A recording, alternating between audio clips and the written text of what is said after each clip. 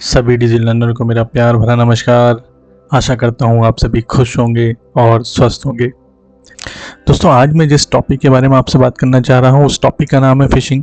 और ये एक ऐसा सिंपल और सबसे ज़्यादा डेंजरस साइबर अटैक है कि अगर आपने एज एन इंडिविजुअल कभी इंटरनेट यूज़ किया है या यूज़ करते हैं और अगर आपने ईमेल आईडीज़ बनाई हैं तो आपको ये जानना बहुत ज़्यादा ज़रूरी है कि ये एक सिंपल सा साइबर अटैक जिसके लिए बड़ी से बड़ी ऑर्गेनाइजेशन, हर इंडस्ट्री, हर गवर्नमेंट अपने एम्प्लॉयज़ को अच्छे से अच्छे ट्रेनिंग्स देती हैं, उसके बावजूद भी कई लोग इसके साइबर अटैक में फंस जाते हैं और बहुत इंपॉर्टेंट डाटा का लॉस हो सकता है। वो चाहे गवर्नमेंट का हो, चाहे किसी इंडस्ट्रीज़ का हो, चाहे आपके इंडिविजुअल पर्सनल डाटा हो, और उसके बेसिस पे हैकर उसका इस्तेमाल अपने फ़ायदे के लिए बहुत बड़े तरीके से कर सकता है। और हम ये भी जानेंगे कि ये जो हैकर्स हैं ये क्या टूल्स यूज़ करते हैं जिसके बेसिस पे ये फिशिंग जैसे बड़े बड़े साइबर अटैक्स करते हैं, और हम ये भी समझेंगे कि हम इन साइबर अटैक से सुरक्षित कैसे रह सकते हैं।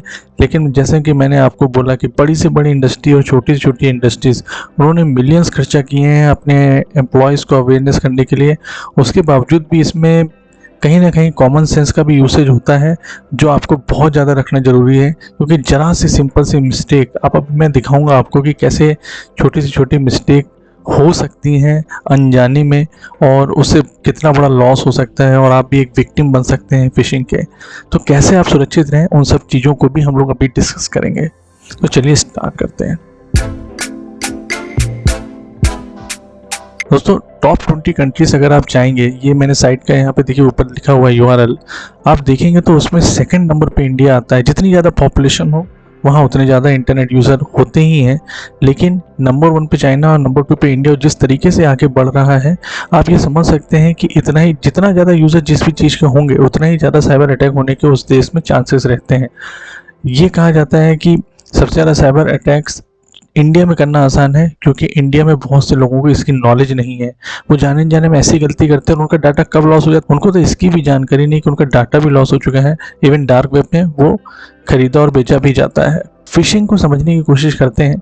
देखिए, फिशिंग एक सिंपल चीज़ है। जैसे आप मान लीजिए वही सी या रिवर का हम एग्जांपल लेते हैं जिसमें हम लोग फिशिंग करते हैं। हम जैसे खाने के लिए फिश को कुछ पानी में जब डालते हैं दाना और खाने के लिए आती है और हम उसे पकड़ लेते हैं, उसी तरीके से आईटी इंडस्ट्रीज़ में फिशिंग मोस्टली ईमेल्स के थ्रू बहुत ज़्यादा फेमस है, जिसमें ईमेल्स आपको इस तरीके से किए जाएंगे ताकि आपको लगे कि मेरे लिए बहुत ज़्यादा अर्जेंट और बहुत ज़्यादा इंपॉर्टेंट ईमेल है, मुझे इसे ओपन करना ही चाहिए, और उसके थ्रू आप किसी गलत साइट पे रिडायरेक्ट होके अपनी सारी इन्फॉर्मेशन दे देंगे।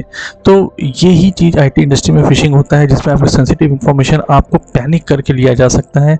इवन आप बिलीव नहीं करेंगे, जैसे इस टाइम पे कोरोना वायरस का इतना ज़्यादा पैंडेमिक चल रहा है, उसका भी फ़ायदा लेने के लिए कई साइबर क्राइम्स या साइबर अटैक्स हुए हैं, जिसमें ईमेल में इस तरीके की इन्फॉर्मेशन भेजी जाती थी जो कि उससे रिलेटेड पैनिक करने वाली होती थी, और कोई यूज़र उससे रिलेटेड वो ईमेल आईडी खोलता था और वो इन्फॉर्मेशन पर्टिकुलर उसकी आईपीएस की, उसकी कुछ क्रेडेंशियल की, वो सब इन्फॉर्मेशन हैकर से पास चली जाती थी।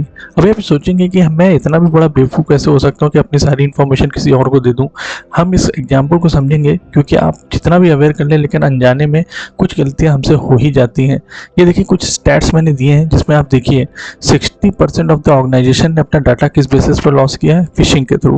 यहाँ पे आप देखिए कुछ मैक्सिमम ब्रांड्स हैं जिनका सबसे ज़्यादा यूसेज किया जाता है, जैसे लिंक्डइन है, सब लोग जॉब के लिए यूज़ करते हैं, गूगल सर्च के लिए यूज़ करते हैं, अमेजॉन शॉपिंग के लिए यूज़ करते हैं, माइक्रोसॉफ्ट के विंडोज़ और इन सब के सॉफ्टवेयर तो आपके पास है ही है, MS ऑफिस वगैरह। पेपैल इंटरनेशनल में आप एक तरीके से ट्रांजेक्शन्स करते हैं, या कुरियर आपके DHL के थ्रू आता है। तो ये बहुत ज़्यादा इंपॉर्टेंट एक तरीके से मतलब ब्रांड्स हैं जिनका यूसेज साइबर क्रिमिनल्स करते हैं, और इस तरीके से आपको मेल करेंगे जैसे आपको लगेगा कि आप इसको इग्नोर ही ना करें, बिना इसके तो कुछ हो ही नहीं सकता है, और आप पैनिक हो जाएंगे। या मतलब कुछ एग्जांपल्स को समझेंगे हम, जो और तरीके से आप समझेंगे कि क्यों ऐसा हो जाता है। मान लीजिए किसी ने आपको ये बोल दिया कि एक लिंक भेज के कि आपकी गलत तरीके से फ़ोटोज़ ली गई हैं और वो वहाँ पे सब लोग देख रहे हो, तो आप पैनिक होकर एकदम से वो ईमेल आईडी या लिंक पे क्लिक कर देंगे, जो कि एक फेक साइट पे जाएगा। जो फेक साइट एकदम लुक एंड बिहेवियर में सिमिलर टू वैसे ही होगी। आप अपना क्रेडिट डालेंगे, लेकिन वो क्रेडिट तो हैकर के पास चला जाएगा, वो रिडायरेक्ट करके आपको फिर से ओरिजिनल साइट पे ले जाएगा जो किसी और की होगी, जिस पे एक्चुअली में आपको जाना चाहिए था। आपको पता भी नहीं चलेगा, आप सोचेंगे कोई डिफेक्ट या बग आया है उस एप्लीकेशंस में, और वो आप दोबारा क्लिक करके अंदर जाएंगे, लेकिन आपको इन्फॉर्मेशन नहीं दिखेगी, तो आपको बाद में लगेगा कि शायद ये कुछ गलत इन्फॉर्मेशन थी या मैं बिना बात पैनिक हो गया। लेकिन जो अटैकर था, जो हैकर था, वो तो आपकी इन्फॉर्मेशन चुरा ले जाएगा। तो 96% फिशिंग अटैक जो होते हैं वो ईमेल के थ्रू होते हैं। और ये देखिए ईमेल्स में in general top common subjects जो आते हैं उनके मैंने यहाँ पे कुछ इन्फॉर्मेशन दी है जो कि आपके लिए हेल्पफुल होगी। जैसे आप चाहे तो जूम यूज़ करते होंगे, गूगल पे, अमेजॉन, ट्विटर, मतलब मोस्टली जो सबसे ज़्यादा लोगों की यूसेज किए जाती हैं उससे रिलेटेड ही सब्जेक्ट इस तरीके से आते हैं कि एक्शन रिक्वायर्ड है, या मतलब आप इग्नोर मत करिए, या आपके हेल्थ बेनिफिट्स के लिए हैं, या फिर आपका अकाउंट डिलीट हो जाएगा, आपको तुरंत एक्शन लेना है। इस तरीके की कभी भी चीज़ आती है तो आप ध्यान से उसको ओपन करिए। या कोई उसमें अटैचमेंट लगा होता है तो उस अटैचमेंट को अननेसेसरी, अगर आप नहीं समझ रहे हैं कि वो आपके लिए इम्पोर्टेंट, उसको डाउनलोड करके ओपन मत करें। जैसे मैंने एक पिछली सीरीज ही बनाई थी जिसमें मैंने आपको बताया था कितने बड़े बड़े साइबर अटैक्स हुए हैं सिंपल इन सब चीज़ों की वजह से। ठीक है, एक ही सैंपल देखिए मैं आपको दिखाता हूँ जिसमें ये देखिए आपको साफ साफ दिखाई दे रहा है कि इस यूआरएल में लिंक जो है वो microsoft.com का दिख रहा है। लेकिन अगर बड़े ध्यान से देखने की कोशिश करेंगे, चाहे वो google.com हो, चाहे ये तीसरा भी google.com आपको दिख रहा है, अगर आप बहुत ध्यान से देखने की कोशिश करेंगे तो ये एक्चुअल में कुछ और लिखा हुआ है यहाँ पे। मतलब आप समझ सकते हैं हैकर किस तरीके से आपको बेवकूफ़ बनाता है। यहाँ पे देखिए इवन माइक्रोसॉफ्ट में वो M नहीं है, R और N है, और गूगल में डबल O ना होके वो $0 है, और यहाँ पे गूगल में L को भी चेंज करके 1 रखा गया है। ठीक है, एक मैं छोटा सा एग्जांपल आपको और दिखाता हूँ। देखिए बहुत ज़्यादा इम्पोर्टेंट ये है कि जैसे मान लीजिए आपके पास कोई पेज आता है, ठीक है, वो आज के ज़माने में ईमेल भी HTML होता है, वेबसाइट भी सब तो HTML में बनती है। तो आपको जब कोई URL दिखता है तो जो आपको दिख रहा है ना, आप उस पर बिलीव मत करिए, बल्कि आप उससे माउस ओवर करके लेके जाइए और वो देखिए आप लेफ्ट हैंड साइड में नीचे वो एक्चुअल में किस साइड पे जा रहा है उसकी इंफॉर्मेशन वो यहाँ नीचे दिखाई देगी। ठीक है, अगर ये इवन कैप्स लॉक में भी लिखा होगा, बड़े लेटर्स में लिखा होगा, उसके बावजूद भी नीचे यूआरएल आपका शॉर्ट में आएगा। जैसे गूगल का मैंने एग्जांपल दिया था, डबल ओ करके बड़े में हो सकता है कोई देख के आपको बेवकूफ़ बनाने की कोशिश करे, लेकिन आप नीचे जब उसका माउस ओवर करेंगे तो आपको सबसे मेन डेस्टिनेशन उसका वही दिखाई देगा जिसमें आप जाना चाहते हैं।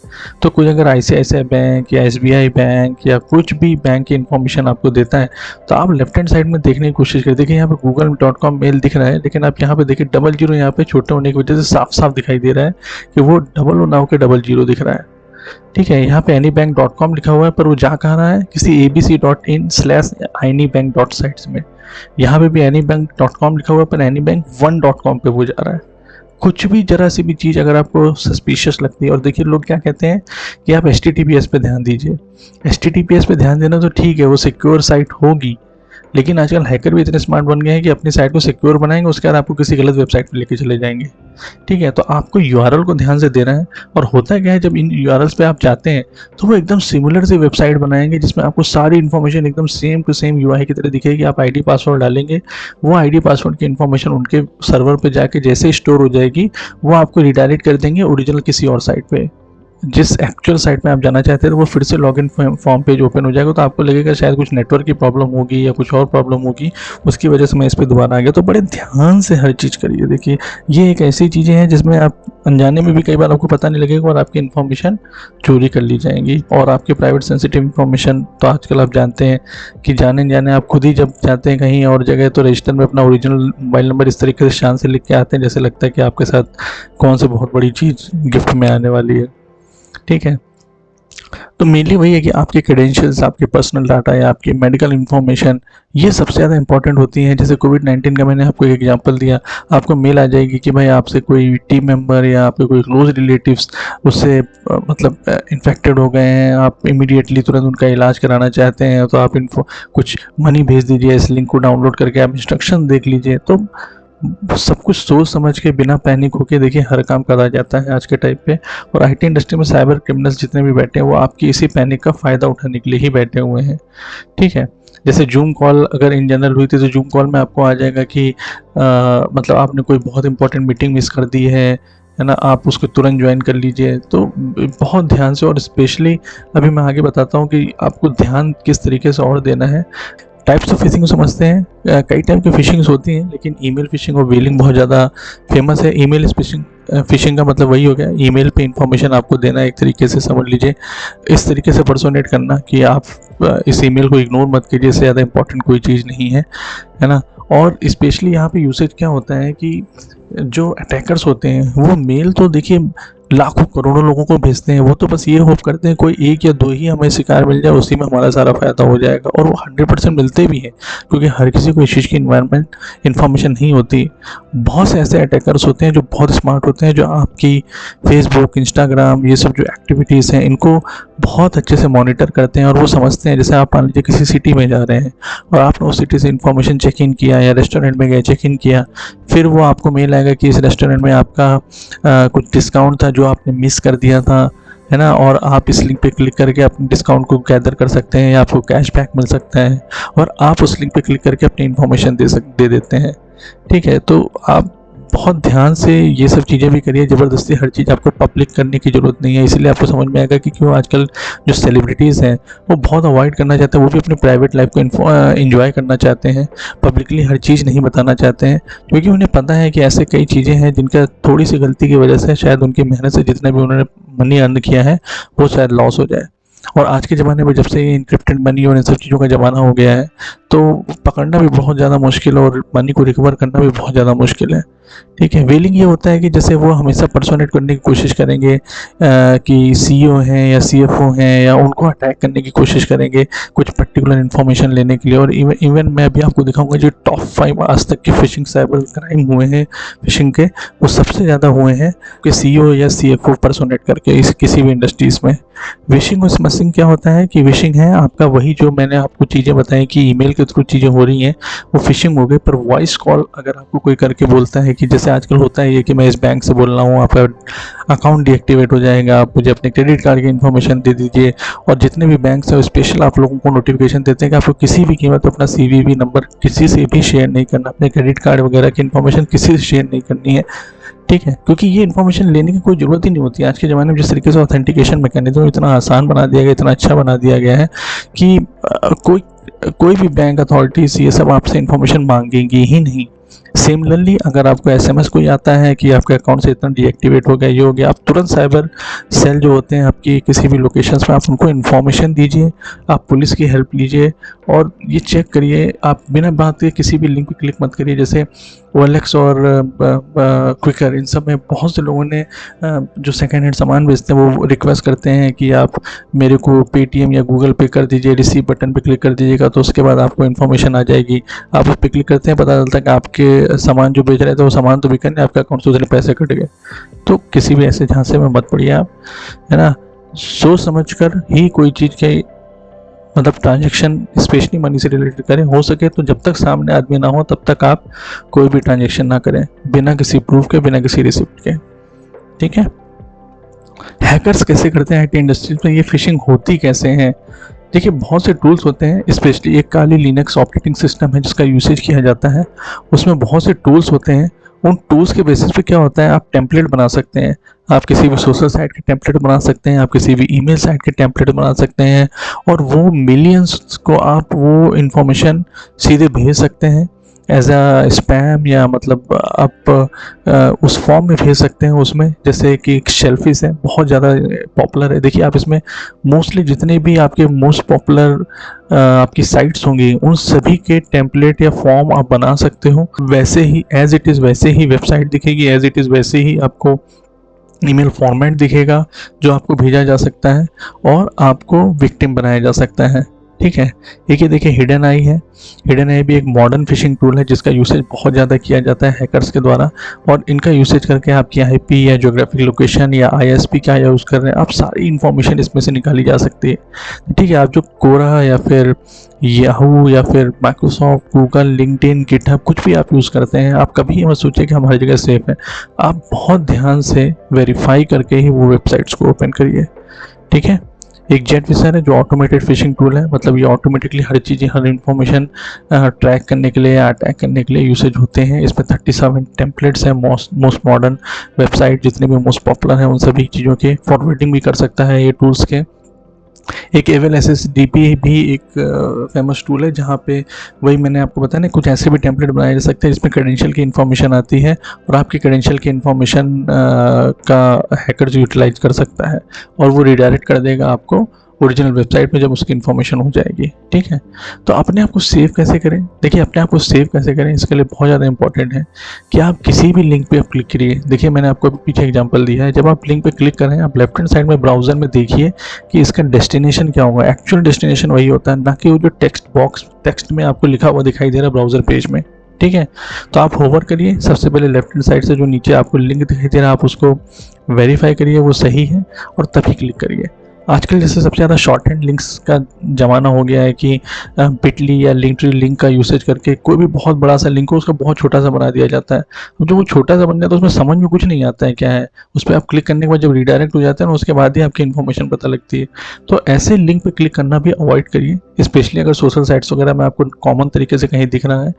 जब तक आप ये नहीं वेरीफाई कर सकते हैं कि कोई जेन्युइन यूज़र ने आपको ये चीज़ें भेजी है, आप कभी भी उस पर क्लिक ना करें। ठीक है, अपने पासवर्ड को हमेशा आप चेंज करते रहें और वो पासवर्ड इस तरीके से कभी भी ना बनाएं जो आपकी पब्लिक इन्फॉर्मेशन से क्रैक किया जा सके। कुछ ऐसे वेबसाइट आजकल हैं जो आपके पासवर्ड को सेव करते हैं या रेंडमली जनरेट करते हैं सेफर वे में, और आप उस पर ट्रस्ट भी कर सकते हैं। लेकिन मतलब मैंने एज एन एग्जांपल आसपास दिया है, लेकिन आपके ऊपर डिपेंड करता है आप उसे यूज़ करना चाहते हैं कि नहीं करना चाहते हैं, और कितना बेस्ट तरीके से यूसेज आप कर सकते हैं, पासवर्ड को किस सेफ जगह रख सकते हैं, ये आज का डिसीजन तो देखिए आप ही कर सकते हैं। ठीक है, टू फैक्टर ऑथेंटिकेशन बहुत ज़्यादा इंपॉर्टेंट है। अगर आप सिर्फ पासवर्ड पे रिलाई कर रहे हैं, आप सोच रहे हैं कि कभी कोई क्रैक नहीं कर पाएगा, तो आप बहुत बड़ी गलती कर रहे हैं। आप मोस्टली ये टू फैक्टर ऑथेंटिकेशन में क्या होता है, जब आप क्रेडेंशियल लॉगिन करते हैं आईडी पासवर्ड, उसके बाद एक आपको एसएमएस आएगा आपकी, या फिर कोड जनरेट होगा आपके जो भी डिवाइसेस आपने रजिस्टर करी होगी, और वो भी साथ में आप जब डालेंगे उसके बाद ही आप लॉगिन कर पाएंगे उस पर्टिकुलर वेबसाइट में। जो पॉपअप्स आते हैं कभी ब्राउज़र में अनवांटेड, कभी उस पर क्लिक ना करें, मोस्टली अवॉइड करने की कोशिश करें या क्लोज करने की कोशिश करें। ठीक है, कोई भी अच्छी वेबसाइट होगी तो कभी भी अननेसेसरी आपको पॉपअप्स नहीं देगी। ठीक है, जेन्युइन एंटीवायरस सॉफ्टवेयर रखिए हमेशा, और उसमें एंटी फिशिंग फीचर्स ज़रूर देख लीजिए। कुछ बेस्ट डोंट्स हैं जो हमेशा फॉलो करिए, जो कि अभी तक मैंने इन्फॉर्मेशन आपको दी ही है कि किसी भी अननोन लिंक पे आप कभी भी क्लिक मत करिए। ठीक है, और अननोन सोर्स पे कभी भी अननोन फाइल्स को डाउनलोड मत करिए। कई बार होता है हम MP3 डाउनलोड करने किसी भी गलत वेबसाइट पे चले जाते हैं, या फिर हम किसी सॉफ्टवेयर को डाउनलोड करने के लिए गलत वेबसाइट पे चले जाते हैं। और मोस्टली आजकल जैसे कभी भी ये क्रिकेट लीग्स वगैरह होती हैं, बैटिंग वगैरह होती हैं, तो वो देखिए आप कभी प्ले स्टोर में वो इन्फॉर्मेशन या ऐप आपको नहीं मिलेंगी, वो अपनी किसी अलग ही URL पे ले जाते हैं, क्योंकि ये सब चीज़ें अलाउ नहीं होती उसमें वायरस भी हो सकते हैं या किसी गलत साइट पे भी आप जा सकते हैं। कभी भी आप बिल्कुल ट्रस्ट जब तक नहीं करते हैं उस पर आप मत ही जाइए, क्योंकि ज़रा से आपकी गलती विदिन 10 मिनट्स आपकी इन्फॉर्मेशन पूरे लैपटॉप और पूरे मोबाइल के चले जाते हैं किसी और सर्वर पे, आपको पता भी नहीं चलेगा। ठीक है, जो कई बार व्हाट्सएप में PDF फाइल्स भेजी जाती हैं, आप देख के बिना देखे आपको पता ही नहीं चलेगा कि उसमें है क्या, और इस तरीके से बोला जाएगा कि आप उसको क्लिक करके ओपन करोगे और उतनी देर में आपकी इन्फॉर्मेशन चली जाएगी, कोई अननोन सर्विसेज डाउनलोड हो जाएगी आपके में। और जैसे आजकल आपने पिगासस के बारे में सुना ही होगा, मतलब किसी को मिस कॉल आती है, वो सॉफ्टवेयर इंस्टॉल हो जाता है, इन्फॉर्मेशन लीक हो जा रही है, किसी को पता ही नहीं, हवा ही नहीं है ना। इतना बड़ा मतलब घोटाला हो जा रहा है, और वो भी नेशन के बेसिस पे बड़े बड़े आदमियों के साथ में। ठीक है, तो अननोन ऐप अब आप डिवाइस पे इंस्टॉल मत करिए। ठीक है, वार्निंग आती है एंड्रॉयड के साफ साफ, वो आपको बोलता है कि मत करिए, या फिर कई ऐप ऐसे हैं जो बिना अलाउ करे ऐसी अननेसेसरी चीज़ें हैं जिसको अलाउ किया बिना नहीं चलते हैं, तो आपको लगता है कि इसकी ज़रूरत नहीं है तो आप मत ही करिए उसको इंस्टॉल। बिना उसके भी काम चलेगा, कॉलिंग का ही रख लीजिए, क्या जा रहा है आपका, SMS वगैरह ये सब इंपॉर्टेंट आते हैं, व्हाट्सएप आप यूज़ करते हैं और क्या चाहिए आपको। ठीक है, और क्रैक्ड सॉफ्टवेयर यूज़ करने का बहुत ज़्यादा मतलब एक ट्रेंड होता है कि पैसे बचाने के लिए आप क्रैक्ड सॉफ्टवेयर यूज़ करते हैं, तो आपने जो क्रैक किया तो वो आपका डाटा भी क्रैक करेगा और आपकी डाटा की इन्फॉर्मेशन भी किसी और के पास जाएगी। फिर आने वाले कल में अगर कभी भी खुदा ना खास्ता जाने आपको कोई नुकसान होता है तो उसकी भरपाई आप ही करेंगे और कोई नहीं करेगा। ठीक है, 5 मोस्ट कॉस्टली फिशिंग अटैक्स देख सकते हैं आप, फेसबुक गूगल तक में अटैक्स हो चुके हैं। सेकंड नंबर पर सेलनैन बैंक है। ये जो नीचे के आप जितने भी नेम्स देख रहे हैं उन सभी में मोस्टली क्या हुआ था, जो अटैकर था उसने CEO बन के एक तरीके से अपने एंट्री लेवल ऑपरेटर्स को मेल्स भेजे थे कि आप ये ट्रांजेक्शन इस अकाउंट में कर दीजिए, ये बहुत ज़्यादा अर्जेंट है, और उनको फॉलो करते हुए वहाँ पे जो भी मतलब पर्टिकुलर एग्जीक्यूटिव्स होंगे उन्होंने वो एक्शन लिए, तो उसके बेसिस पे ये सब ट्रांजेक्शन्स हो गए थे। ठीक है, फेसबुक और गूगल में जहाँ तक मुझे याद है ये हुआ था कि एक बहुत बड़े वेंडर की फेक इन्वॉइसेस वगैरह बना के हैकर्स भेजा करता था और उसके बेसिस पे पेमेंट उसके अकाउंट में चली जाती थी। तो आप देख रहे हैं कि मतलब इतनी बड़ी बड़ी ऑर्गेनाइजेशंस भी कई बार इन सब चीज़ों में अटैक्स को नहीं बचा सकती हैं। वो इसीलिए नहीं बचा सकती क्योंकि ये हर इंडिविजुअल पे डिपेंड करता है कि उसको अवेयरनेस इसकी कितनी है, कितनी ज़्यादा अच्छे तरीके से वो समझ सकता है कि जो चीज़ मैं करने जा रहा हूँ अभी अपने इस पर्टिकुलर एक्शन के साथ में, वो सही तरीके से हो रही है, सही साइट पे हो रही है, या वो गलत तरीके पे जा रही है। इसका डिसीजन वो खुद ले सकता है। ठीक है, तो इसलिए, और स्पेशली अगर आप ऑर्गेनाइजेशन वगैरह में काम कर रहे हैं, तो बाहर से अगर कोई ईमेल्स वगैरह आती हैं, आप कभी भी उसे ओपन मत करिए, आप उसको स्कैम कर दिए, डिलीट कर दीजिए, कोई अटैचमेंट डाउनलोड करने की कोशिश मत करिए। एज एन इंडिविजुअल कभी भी कोई गलत ऐप को इंस्टॉल करने की कोशिश मत करिए। तो आप जब तक ये सब चीज़ें ध्यान देंगे, आप कभी भी इस अटैक में नहीं पड़ेंगे। और इसकी जानकारी रखिए, दूसरों तक पहुँचाइए, ताकि ना कि आप बचें, ना कि आपकी ऑर्गेनाइजेशन बचे, बल्कि आपका देश भी बचे।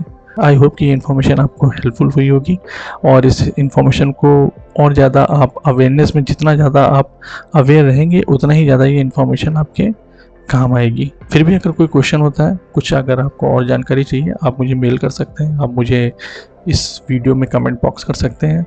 I will feel happy if I can answer you. तो आज के लिए बस इतना ही। आपका दिन शुभ रहे, और be safe and make safe to others also. Thank you.